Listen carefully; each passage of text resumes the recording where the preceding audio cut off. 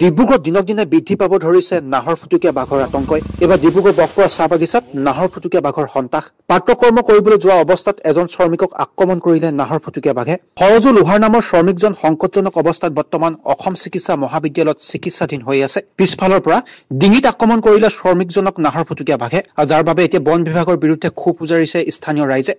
মোৰ ভাইটিয়ে কি নাম আছে এটা? সৰজু কি লিখে? সৰজু লোহাৰ। কি এতিয়া চৰকাৰে কিবা বা ফৰেষ্টৰ মানুহে খবৰ লৈছে নেকি? এতিয়ালৈকে খবৰ লোৱা নাই। আমি জনাইছোঁ অফিচত, পৰিচালক জনা হৈছে।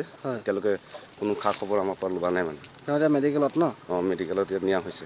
হয়, আজি ৰাতিপুৱাই ডিব্ৰুগড় বাণীপুৰৰ ফেক্টৰীৰ ওচৰত সৰজু লোহাৰ নামৰ এজন ব্যক্তিক বাঘে আক্ৰমণ কৰিছে। তেখেত ইতিমধ্যে যথেষ্ট গুৰুতৰভাৱে আঘাত হৈছে আৰু তেওঁ বৰ্তমান অসম চিকিৎসা মহাবিদ্যালয়ত চিকিৎসাধীন হৈ আছে। গতিকে এইটো সময়লৈকে বন বিভাগ আহি পোৱা নাই, গতিকে এইটো দুখৰ বিষয়।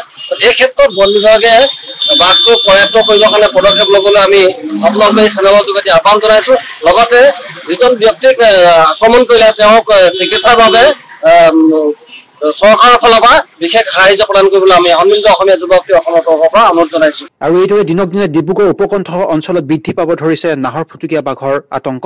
এই দিশত যোৱা দুদিনৰ পূৰ্বে ডিব্ৰুগড় BCPLত সন্তাস সৃষ্টি কৰিছিল এটা নাহৰ ফুটুকীয়া বাঘে। এতিয়া ডিব্ৰুগড় উপকণ্ঠ অঞ্চলত নাহৰ ফুটুকীয়া বাঘে মানুহৰ গৰু ছাগলীকে আদি কৰি বিভিন্ন পশুধন ধ্বংস কৰি সন্তাস সৃষ্টি কৰিছে।